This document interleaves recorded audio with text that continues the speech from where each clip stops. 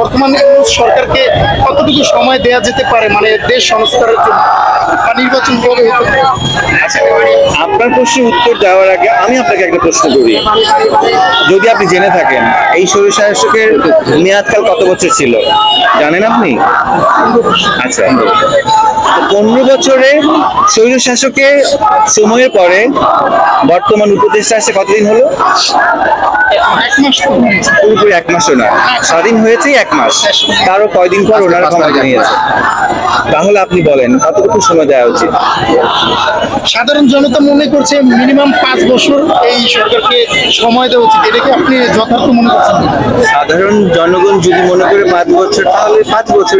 আমি তো সাধারণ জনগণের মধ্যেই, আমি তো বাইরের কেউ না, তাই না? সবকিছু উদ্ধৃত দেশ, রাজনীতি এই পক্ষের করেন ওই দলের করেন, যারই করেন না কেন, সত্য কথা বলার সময় সত্যটা বলে।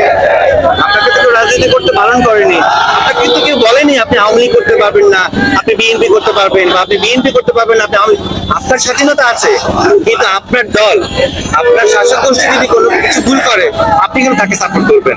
আসলে এখন এই দুদিন ধরে দেখছি তাদের জন্য আমার টুটি ছাড়া কিছু নেই। তাদেরকে দেখা মাত্র আমি টুটি দিব, এখনো দিচ্ছি, সামনে সামনে দিব। আমি আসলেই কেয়ার করি না, বিকজ আমার কাছে মনে হয় সবার আগে আপনার দেশ, আপনার সততা, তারপর আপনার প্রফেশন। আপনি অভিনেতা, আপনি রাজনীতিবিদ, আপনি ডক্টর, আপনি স্টুডেন্ট, এগুলো অনেক পরে। সবার আগে আপনি একজন মানুষ, মানবিক, এবং সবার আগে আপনার চিন্তা চেতনা যাতে আপনার দেশের উন্নতি, দেশের ক্ষতি সাধন না হয় সেটা জানা উচিত। আপনি যত বড় অভিনেতাই হোক না কেন, যত বড় সেলিব্রিটি হোক না কেন, আমার কাছে আপনার কোনোই মূল্য নেই। আপনারা যা করেছেন তার জন্য আপনাদেরকে আমার পক্ষ থেকে $1 পিটু।